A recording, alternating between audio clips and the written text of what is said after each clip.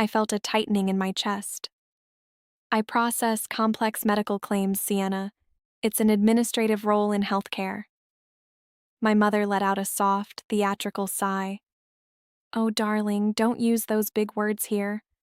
When the ladies at the country club ask me what my eldest daughter is doing, I just tell them you're in healthcare logistics. Saying you work in a cubicle handling billing disputes just sounds so stagnant. I'd rather they think you're managing a fleet of ambulances than staring at a computer screen in a basement. The table erupted in a chorus of supportive laughter. My brother Caleb, who was busy scrolling through his phone, looked up with a smirk. Caleb is 28, drives a car he can't afford, and lives his life as if the world owes him a red carpet. Hey, don't be too hard on her, Mom, Caleb said, his voice dripping with mock sympathy. At least Maya doesn't have to worry about the stresses of the real world. I just closed on my third investment property down south. The paperwork is a nightmare. I can't imagine living Maya's life. No mortgage, no assets, no responsibilities. Just renting a room from a widower and eating ramen. It must be so liberating to have absolutely nothing to lose. I looked down at my plate. My hands were trembling under the tablecloth. I thought about the 3 extra shifts I had picked up this month just to afford this dinner. I thought about the investment properties Caleb bragged about, knowing full well the secrets hidden in my own bank statements. But I said nothing. I had been trained for years to be the shock absorber for this family's ego. Then came the moment that shattered whatever resolve I had left. My phone was sitting face up on the table. A notification from my banking app popped up, a routine low-balance alert. Before I could reach for it, Sienna's hand shot across the table like a snake. She snatched the phone, her eyes lighting up with malicious glee. I felt a tightening in my chest. I process complex medical claims, Sienna. It's an administrative role in healthcare. My mother let out a soft, theatrical sigh. Oh, darling, don't use those big words here. When the ladies at the country club ask me what my eldest daughter is doing, I just tell them you're in healthcare logistics. Saying you work in a cubicle handling billing disputes just sounds so stagnant. I'd rather they think you're managing a fleet of ambulances than staring at a computer screen in a basement. The table erupted in a chorus of supportive laughter. My brother Caleb, who was busy scrolling through his phone, looked up with a smirk. Caleb is 28, drives a car he can't afford, and lives his life as if the world owes him a red carpet. Hey, don't be too hard on her, Mom, Caleb said, his voice dripping with mock sympathy. At least Maya doesn't have to worry about the stresses of the real world. I just closed on my third investment property down south. The paperwork is a nightmare. I can't imagine living Maya's life. No mortgage, no assets, no responsibilities. Just renting a room from a widower and eating ramen. It must be so liberating to have absolutely nothing to lose. I looked down at my plate. My hands were trembling under the tablecloth. I thought about the 3 extra shifts I had picked up this month just to afford this dinner. I thought about the investment properties Caleb bragged about, knowing full well the secrets hidden in my own bank statements. But I said nothing. I had been trained for years to be the shock absorber for this family's ego. Then came the moment that shattered whatever resolve I had left. My phone was sitting face up on the table. A notification from my banking app popped up, a routine low-balance alert. Before I could reach for it, Sienna's hand shot across the table like a snake. She snatched the phone, her eyes lighting up with malicious glee. Oh my God, guys, look! She shrieked, holding the screen up like a trophy. Maya, is this a joke? Minus $52? You came to your own birthday dinner with a negative balance? Someone needs to take a photo of this. This is the definition of peak performance at 32. The laughter that followed was deafening.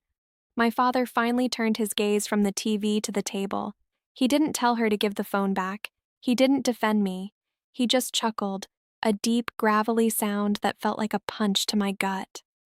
Well, my father said, standing up and raising his glass of expensive Cabernet, I think it's time for a toast.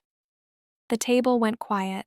For a split second, a tiny, delusional part of me hoped for a shred of fatherly warmth. Maybe he would say he was proud of my hard work. Maybe he would thank me for always being the reliable one. He cleared his throat, looked at everyone except me, and signaled for the waiter to bring more wine. "To Maya," he said, his voice ringing out clearly enough for the neighboring tables to hear. "Our biggest disappointment. May she finally find a man rich enough to take her off our hands before she has to move back into her old bedroom. We're tired of answering questions about why our smartest child turned out to be the one with the empty pockets." The clink of their glasses over my head sounded like the closing of a cell door. My mother leaned in, whispering loud enough for the table to hear. "It's okay, dear. We've actually updated the will. We decided the estate should go to the children who actually know how to manage money. We wouldn't want you blowing an inheritance on grocery delivery and more rent." I didn't cry. I didn't scream. My face was burning. My heart was hammering against my ribs so hard it hurt. But I remained perfectly still. I watched them eat my birthday tiramisu with the same entitlement they had used to consume my entire adult life. When the bill came, $412, my father patted his pockets with a theatrical frown. "Oh, looks like I left my wallet in the truck. You've got this, right, birthday girl? Since you're treating?" I reached into my purse and pulled out my credit card. It was the only card I had that wasn't tied to the checking account Sienna had just mocked. As the waiter walked away with the plastic that represented another month of debt for me, I looked at my family. They were already talking about their next vacation, their new clothes, their perfect lives. The clink of their glasses over my head sounded like the closing of a cell door. My mother leaned in, whispering loud enough for the table to hear. "It's okay, dear. We've actually updated the will. We decided the estate should go to the children who actually know how to manage money. We wouldn't want you blowing an inheritance on grocery delivery and more rent." I didn't cry. I didn't scream. My face was burning. My heart was hammering against my ribs so hard it hurt. But I remained perfectly still.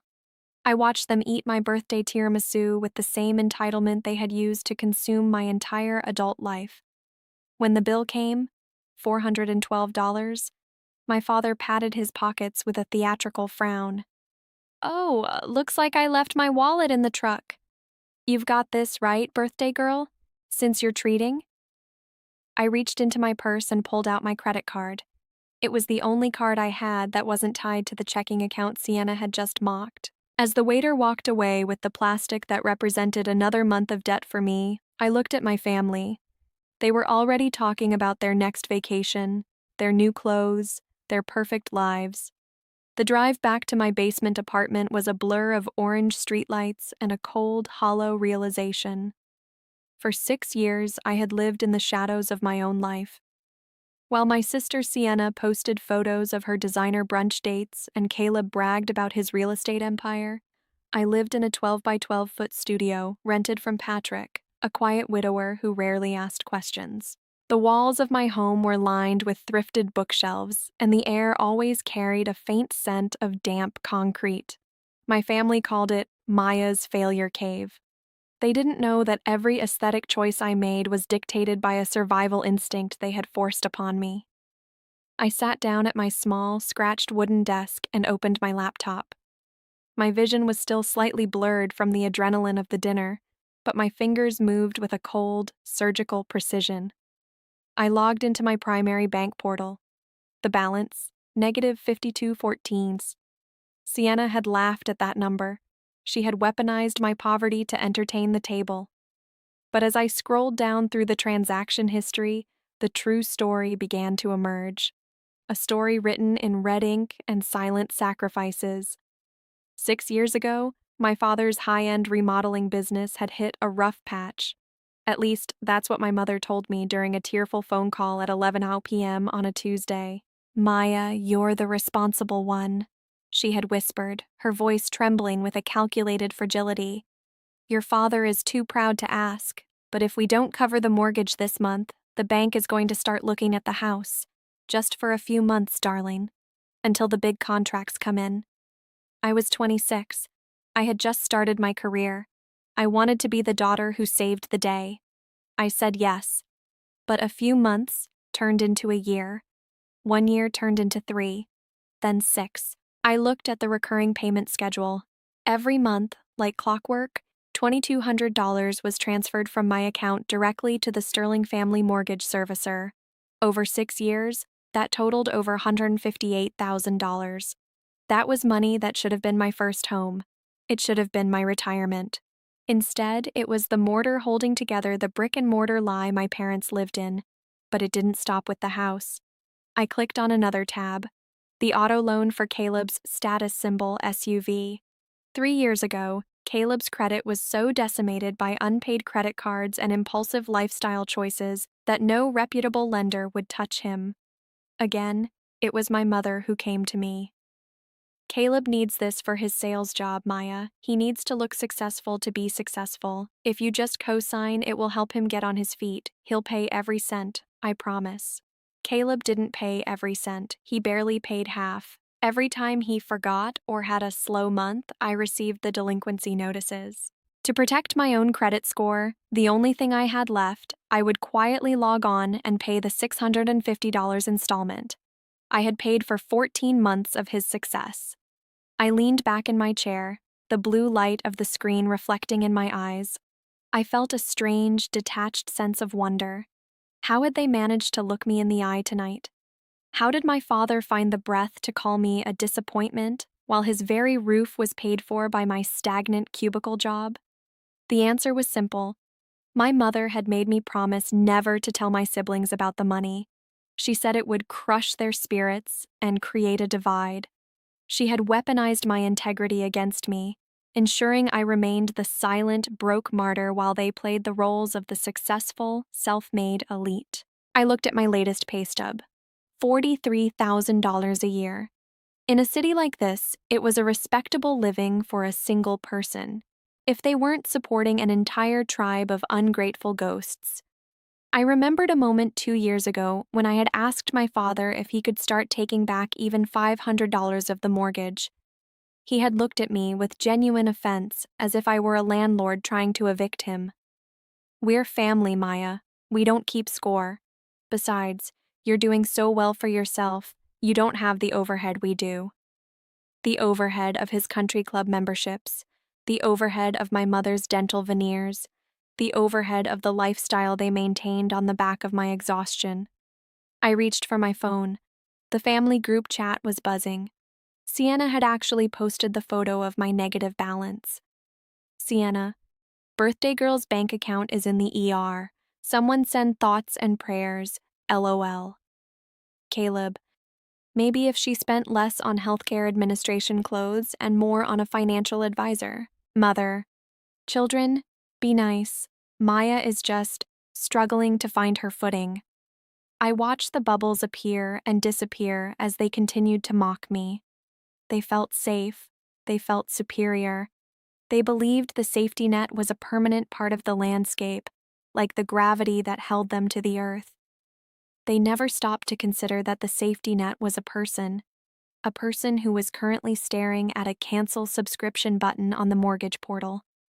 My heart began to thud, not with fear, but with a cold, crystalline resolve. I had been the gifted child they bragged about when I was 10, and the disappointment they ridiculed at 32. I had played every role they assigned me, but tonight, I was done acting. I looked at my latest pay stub. $43,000 a year. In a city like this, it was a respectable living for a single person, if they weren't supporting an entire tribe of ungrateful ghosts. I remembered a moment 2 years ago when I had asked my father if he could start taking back even $500 of the mortgage. He had looked at me with genuine offense, as if I were a landlord trying to evict him. We're family, Maya. We don't keep score. Besides, you're doing so well for yourself, you don't have the overhead we do. The overhead of his country club memberships, the overhead of my mother's dental veneers, the overhead of the lifestyle they maintained on the back of my exhaustion. I reached for my phone. The family group chat was buzzing. Sienna had actually posted the photo of my negative balance. Sienna, birthday girl's bank account is in the ER. Someone send thoughts and prayers, LOL. Caleb, Maybe if she spent less on healthcare administration clothes and more on a financial advisor. Mother. Children, be nice. Maya is just struggling to find her footing. I watched the bubbles appear and disappear as they continued to mock me. They felt safe. They felt superior. They believed the safety net was a permanent part of the landscape, like the gravity that held them to the earth. They never stopped to consider that the safety net was a person who was currently staring at a cancel subscription button on the mortgage portal. My heart began to thud, not with fear, but with a cold, crystalline resolve. I had been the gifted child they bragged about when I was 10, and the disappointment they ridiculed at 32.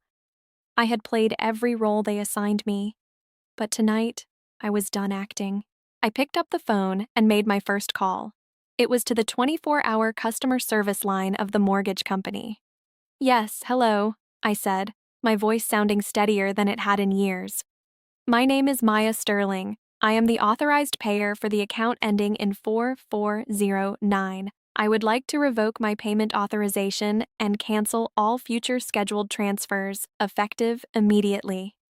The representative on the other end paused. "Ma'am, that is the primary payment method on file. Without it, the account will fall into immediate arrears for the current cycle." "I understand," I replied. "Please proceed." As I hung up, a strange sensation washed over me. It was the feeling of a heavy, rusted chain finally snapping. But I wasn't finished. There were 2 more links to break, and by the time the sun rose, the Sterling family was going to find out exactly how much nothing I actually had to lose. The silence of my basement apartment felt different now. Usually, it was a heavy, suffocating silence, the kind that reminds you of everything you're missing out on. But tonight, it was the silence of a sniper's nest. I looked at my laptop screen. 1 link was broken. The mortgage was no longer my burden, but the SUV, Caleb's pride and joy, was still tethered to my bank account. I pulled up the auto lender's portal. I saw the history of payments. 14 months of emergency coverage because Caleb was too busy buying rounds at the club to pay for the wheels that got him there. I dialed the number for the auto lender. It was nearly midnight, and the automated system guided me through the prompts until I reached a late-night representative. "I want to remove my debit card as the secondary payment method for the loan under Caleb Sterling," I said. "And I want to formally withdraw my status as a co-signer. I understand this might trigger a credit review for the primary borrower." The woman on the line sounded tired. "Ma'am, if the primary borrower doesn't have the credit score to sustain the loan on their own, the bank may demand a new co-signer or initiate repossession procedures if a payment is missed." "Are you sure?" "I've never been more sure of anything in my life," I whispered. Click. 2 links broken. The 3rd call was the hardest, but the most necessary. I walked up the creaky wooden stairs of the basement and knocked softly on the door of the main house. Patrick opened it, wearing a faded cardigan and holding a book. He looked at me, his eyes softening behind his spectacles. "Maya, is everything all right? It's quite late." "Patrick, I'm so sorry to disturb you," I said. "But I needed to tell you, I'll be moving out by the end of next month. I'll make sure the place is spotless, and I'll pay the final month in full, but I can't stay here anymore." Patrick didn't ask why. He didn't pry. He just nodded slowly. "I've seen how hard you work, Maya. A girl like you aren't meant to live in a basement forever. You're meant for the sunlight. Just let me know the date." As I walked back down to my room, I felt a pang of guilt. Patrick had been kinder to me than my own father, but I knew that if I stayed in this city, they would find me. They would show up at my door, weeping and manipulative, trying to guilt-trip me back into my role as their ATM. I needed to disappear. I sat back down and opened a hidden folder on my desktop. It was an Excel sheet titled The Escape Fund. Sienna had mocked my negative checking account, but she didn't know about the high-yield savings account I had opened 3 years ago at an online-only bank. My family didn't even know it existed. Every time I got a small bonus at work, every time I managed to save $20 on groceries, every tax refund, it went there. The balance, $18,450. It wasn't a fortune, but it was my freedom. It was the price of a new life in a city where no one knew I was a disappointment. I spent the next 3 hours in a state of hyper-focus. I didn't cry, I didn't rage, I worked. I updated my resume, stripping away the modest language I had used to keep myself small. I highlighted my 98% accuracy rate in claims processing, my knowledge of federal healthcare regulations, and my experience in managing high-volume financial disputes. I wasn't just a billing clerk, I was a specialist. I hit send on 4 different job applications in states at least 1,000 miles away. Then I turned to my phone. The group chat was still active. My sister had just posted a photo of a new designer handbag. Sienna. Early Christmas gift to myself. Life is too short for knockoffs. Mother. So elegant, Sienna. You have such a refined eye. Not like some people who think a thrift store is a fashion choice. I felt a cold smile spread across my face. They were so confident. They were so sure that the world would continue to revolve around their desires. They had no idea that the foundation of their house was made of sand, and I had just started the clock on the tide coming in. I typed a message into the group chat. My heart hammered, but my thumb didn't hesitate. Maya. I hope you all enjoyed the dinner tonight. It was certainly illuminating. I won't be reachable for a while. I need to focus on finding my footing, as Mom puts it. Don't call. I'll reach out when I'm ready. I didn't wait for a reply. I muted the chat. I blocked their numbers, not permanently, but just for the night. I needed to sleep without the buzzing of their entitlement vibrated against my nightstand. As I lay in bed, staring at the shadows on the ceiling, I thought about my father's toast, to our biggest disappointment. I realized then that disappointment was just their word for someone we can no longer control. If being a success meant being like Sienna, a parasite in a silk scarf, or like Caleb, a fraud in a leased SUV, then I would wear the title of disappointment like a crown. The first of the month was only 5 days away. In 5 days, the mortgage payment would bounce. In 5 days, Caleb's status symbol would become a liability. In 5 days, the Sterling family would find out what happens when the person they think is the smallest in the room finally stands up and walks out. I closed my eyes and, for the first time in 6 years, I didn't dream about bills. I dreamed about the horizon. The first of the month arrived with a deceptive calmness. In the corporate world of healthcare administration, it was just another Tuesday of processing denial codes. But in the polished, fragile world of the Sterling family, it was the day the oxygen started to leave the room. I was sitting in my cubicle, the familiar hum of the office providing a soundtrack to my new reality. My phone, which I had unmuted but kept face down, remained silent until 10:15 a.m.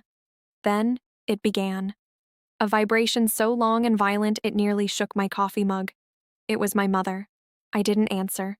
30 seconds later, a text flashed on the lock screen. Mother. Maya, pick up. There's been a glitch at the bank. Your father just got an alert that the mortgage payment was declined. They're charging a late fee and threatening to flag the account. Call the bank and fix their mistake immediately. I watched the message linger, then fade to black. I felt a strange, cold thrill. She still thought it was a mistake. She was so convinced of her own importance that the idea of me intentionally stopping the money hadn't even entered her mind. At 11:30 a.m., the second domino fell. This time, it wasn't a text.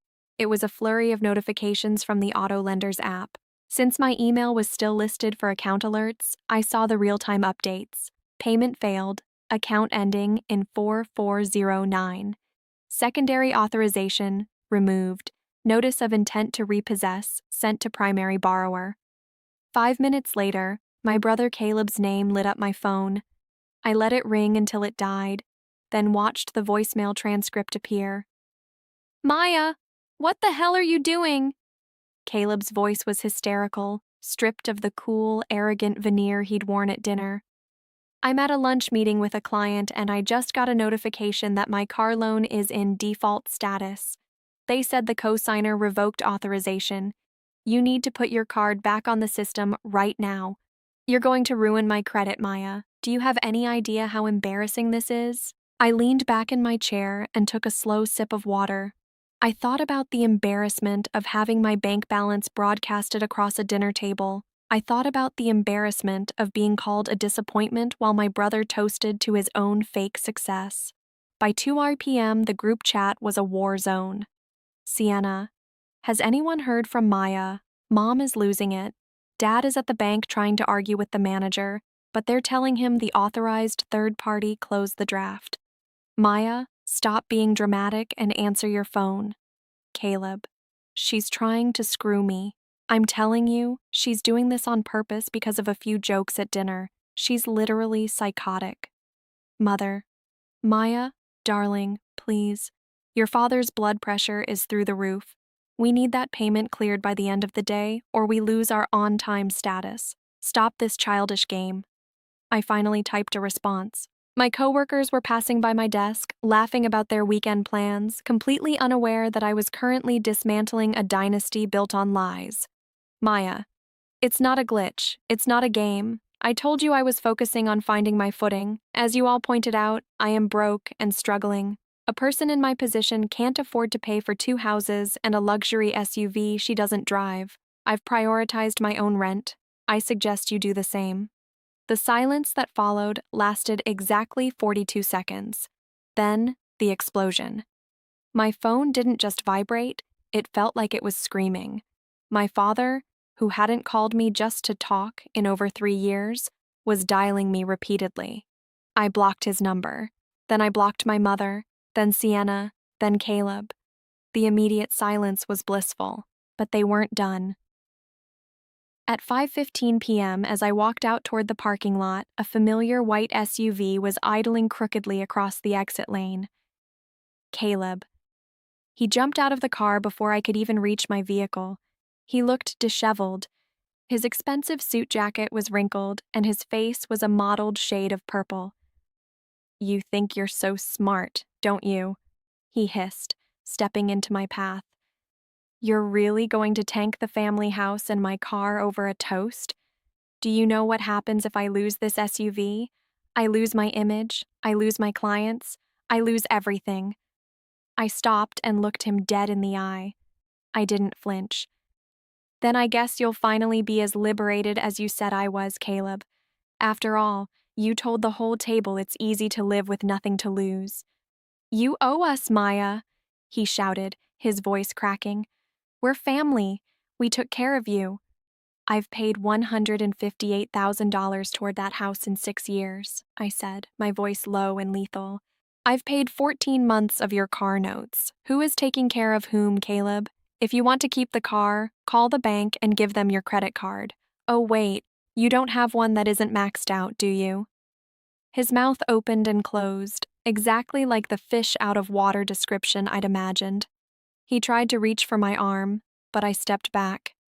If you touch me, I'm calling the police. And if you show up at my workplace again, I'm filing a restraining order. Go home, Caleb. Tell Mom and Dad the ATM is out of order. Permanently. I got into my car, locked the doors, and drove around him. In my rearview mirror, I saw him standing in the middle of the asphalt, a small, desperate man clinging to a lifestyle he never earned. That night, as I sat in my quiet basement packing my first box, I received an email from the auto lender. It was an automated system notification. GPS location verified. Repossession order dispatched. I realized Caleb hadn't gone home to pay the bill. He'd gone home to hide. But he forgot one thing. I was the one who signed the original paperwork. I knew exactly where the tracking device was located. And more importantly, I knew that for the Sterling family, the night was just beginning. The disappointment was finally done playing nice. And the best part? I hadn't even started on the will yet. By the end of the first week, the Sterling family's perfect facade wasn't just cracking, it was hemorrhaging. I was staying at an extended stay hotel on the outskirts of town. I hadn't told anyone my location except Patrick, my former landlord.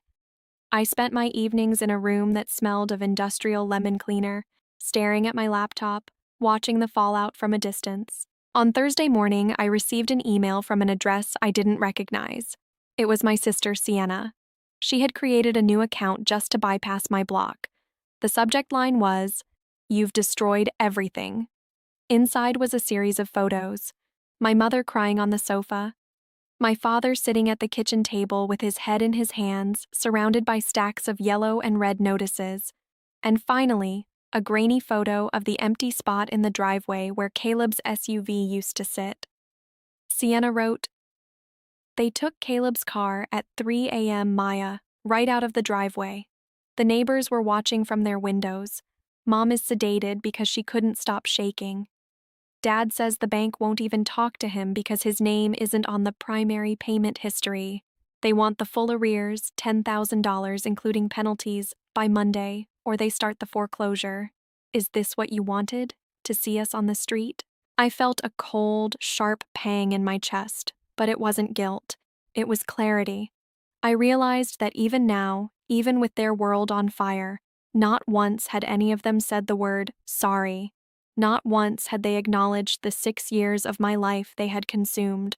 To them, I wasn't a daughter who had reached her breaking point. I was a broken tool that needed to be hammered back into place. I decided it was time for one last face-to-face, not for their sake, but for mine. I needed to see the mask fall off in person. I agreed to meet them at a park near their house, neutral ground. When I pulled up, I saw my father, Richard, standing by a park bench. He looked 10 years older than he had at the birthday dinner. The bravado, the expensive-looking watch, the successful businessman posture, it was all gone, replaced by a desperate, twitchy energy. "Maya," he said, stepping toward me as I got out of the car. He tried to force a smile, but it looked more like a grimace. "Thank God you came. Look, your mother and we've been talking. We know things got heated at dinner. Maybe the disappointment comment was a bit much, but you know how I get after a few glasses of wine. It was just a joke, honey, a push to get you to realize your potential." "A push?" I asked, leaning against my car. "By telling the whole family I'm a failure while I was paying your mortgage?" His eyes flicked away, searching for a lie that would stick. "Well, you see, that's a private family matter. We didn't want Caleb and Sienna to feel bad. We wanted to protect the family dynamic." "You didn't protect me, Dad. You sacrificed me. Listen to me." His voice suddenly sharpened, the old patriarch returning for a fleeting moment. "We need $10,000 by Monday. I know you have it. I know you've been stashing money away while we were struggling. You owe us for everything we gave you growing up. That house is your heritage, Maya. If it goes, your inheritance goes with it." I started to laugh. It was a genuine, tired laugh that seemed to catch him off guard. "What inheritance, Dad? The one Mom said was being updated to exclude me? The one you said I'd just waste on rent?" I reached into my bag and pulled out a thick envelope. I tossed it onto the park bench. "What's this? A check?" he asked, his eyes lighting up with a sickening greed. "No," I said. "Those are 6 years of bank statements, every transfer to your mortgage, every payment for Caleb's car, every emergency wire to Mom for groceries that ended up being spent at high-end department stores. I sent a copy to Megan and the rest of the cousins this morning. If you're going to tell people I'm the reason you're losing the house, they deserve to see the receipts of who actually paid for it in the first place." His face turned a deep, bruised purple. You little traitor. You're going to humiliate us? After everything? You humiliated yourselves the moment you decided to treat your benefactor like a punching bag," I said, my voice as cold as the wind. "I'm not paying the 10,000. I'm not paying another cent. And as for the will, keep it. There's nothing left to inherit anyway because you've already spent it all. You've been living on a billionaire's ego with a servant's paycheck. Mine." He took a step toward me, his hand raised, but I didn't move.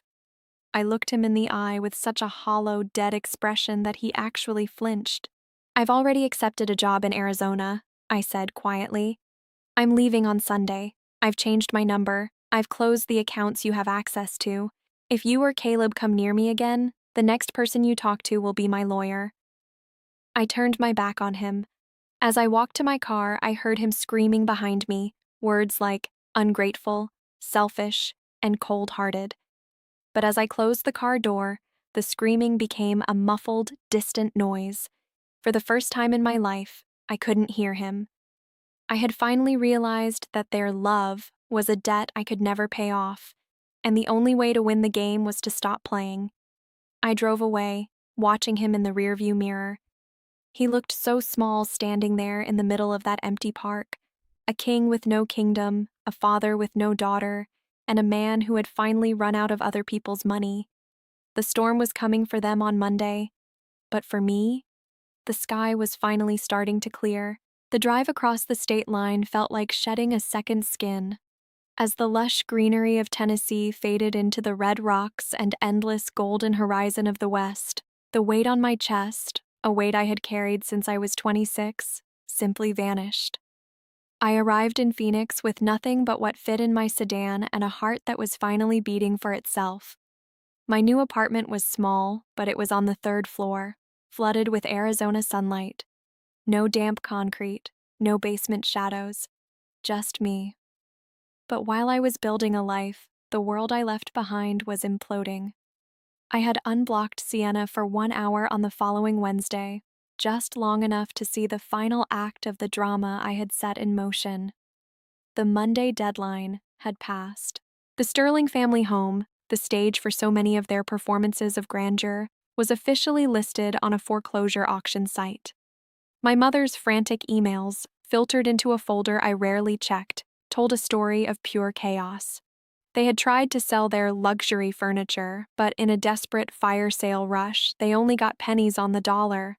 The fancy grill, the designer handbags, the sectional sofa that cost more than my first car, all gone to strangers in the driveway. My father's business, built on a foundation of looking successful rather than being solvent, collapsed entirely when he couldn't secure a bridge loan. No bank would touch him once they saw the wreckage of his personal credit. But the most satisfying part wasn't the financial ruin, it was the social fallout. My Aunt Diane, after seeing the bank statements I'd left on that park bench, had gone from being my harshest critic to a silent witness. She didn't defend me, but she stopped defending them. The golden cousin Megan even sent me a brief 3-word text before I changed my number for the final time. "I am sorry." Those 3 words were worth more than the $158,000 I'd lost. A month into my new job, I was sitting on my balcony, watching the sunset turn the sky into a bruised purple and orange. My new salary was $82,000, more than double what I'd made in that beige cubicle back home. For the first time in my life, when I looked at my banking app, the number was growing. There were no emergency transfers, no glitches to fix. Every cent I earned belonged to the woman who earned it. My coworker, Jasmine, who had helped me rewrite my resume, called me to check in. "How does the air taste out there, Maya?" she asked, laughing. "It tastes like nothing," I said, smiling at the horizon. No expectations, no guilt, no one calling me a disappointment for not setting myself on fire to keep them warm. "They're still talking about you back here, you know," Jasmine added, her voice turning serious. "Your brother Eric is living in a studio apartment now. He has to take the bus to work. Your parents moved into a 2-bedroom rental near the highway. They're telling everyone you abandoned them in their hour of need." I took a sip of my coffee, feeling a profound sense of peace. They can tell whatever story they want, Jasmine. The difference is, I'm no longer a character in their play. I've closed the book. I realized then that my father was right about one thing during that birthday toast. I was a disappointment. I was a disappointment to their greed. I was a disappointment to their narcissism.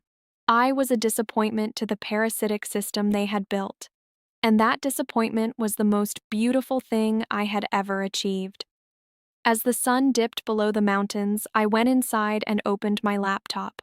I had one final task. I deleted the evidence folder. I deleted the spreadsheets. I deleted the saved emails. I didn't need the receipts of their betrayal anymore because I was no longer defined by what they took from me. I looked at my reflection in the darkened window. I didn't see the small girl from the basement. I didn't see the billing clerk with the negative balance. I saw a woman who had paid a high price for her freedom, but who finally knew that she was worth every penny. The Sterling family house was just a building. My brother's SUV was just metal and glass. Their reputation was just a whisper in a small town. But my life was finally mine. I turned off the lights, laid down in my own bed in my own home, and for the first time in 32 years, I slept through the night without waking up to wonder if the people who loved me were actually just using me. I was Maya Sterling. I was 32 years old, and I was exactly where I was supposed to be. Free. A year can change everything, or it can change nothing at all, depending on whether you have the courage to walk away. For me, the past 12 months in Phoenix have been a masterclass in self-discovery. My skin has bronzed under the desert sun, my hair is longer, and the sharp, anxious lines that used to frame my mouth have smoothed into a calm, permanent smile. I was promoted to a senior operations analyst role. My savings account, once a fantasy, is now a fortress. I bought a small, mid-century modern condo with a balcony that looks toward the Camelback Mountain. Every morning, I drink my coffee and realize that I am no longer a billing clerk. I am an architect of my own destiny. But as fate would have it, life has a strange way of bringing you face to face with your past just to prove how far you've come. Last month, I had to return to Tennessee for a national healthcare conference. I was a guest speaker on a panel about automated claims processing. I stayed at a high-end hotel downtown wearing a tailored navy suit and shoes that cost more than my father's monthly rent. On the final evening, as I walked toward the valet stand, I saw a familiar, hunched figure near the service entrance. It was Caleb. He wasn't wearing an Italian suit. He was wearing a faded polo shirt with a local courier company's logo. He was loading heavy boxes into the back of a battered, rusted white van, a far cry from the luxury SUV he once claimed was essential for his success. I watched him for a moment from behind my sunglasses. He looked exhausted. His face was puffy, his posture defeated. He was a man who had finally realized that without a sister to catch his falls, gravity was a cruel mistress. I could have turned away. I could have walked to my rental car and disappeared, but I felt a sudden, calm urge to close the loop. "Caleb?" I said, my voice steady and clear. He froze, his shoulders tensing. When he turned around, it took him a few seconds to recognize me. His eyes went from confusion to shock, and then to a deep, burning resentment. But underneath the resentment was something else. Shame. "Maya?" he whispered, his eyes scanning my outfit, my jewelry, the confident way I stood. You look different." "I am different, Caleb," I replied. "How are Mom and Dad?" He looked at the ground, kicking a stray pebble with his work boot. "They're hanging in there. The new place is small. It's noisy. Dad's knees are giving out, so he's doing some consulting work, but it's not much. Mom, she doesn't go out much anymore. She says people look at her differently." "People don't look at her differently, Caleb," I said gently. "They just see her for who she actually is without the expensive accessories I bought her." Caleb's face flushed. "You could have helped us, Maya. You didn't have to let the house go. You had the money. You were just being vindictive." It was incredible. Even after a year of struggle, the entitlement was still there, like a parasite that refuses to die. "I didn't let the house go, Caleb. You all threw it away the moment you decided that my only value was what I could provide for you. I didn't lose that house. I bought my freedom with it, and looking at you now, I'd pay that price all over again." I didn't wait for his rebuttal. I pulled a $20 bill from my pocket and handed it to the valet who had just brought my car around. A sleek, brand new electric vehicle that I owned outright. "Maya, wait!" Caleb called out as I opened the door.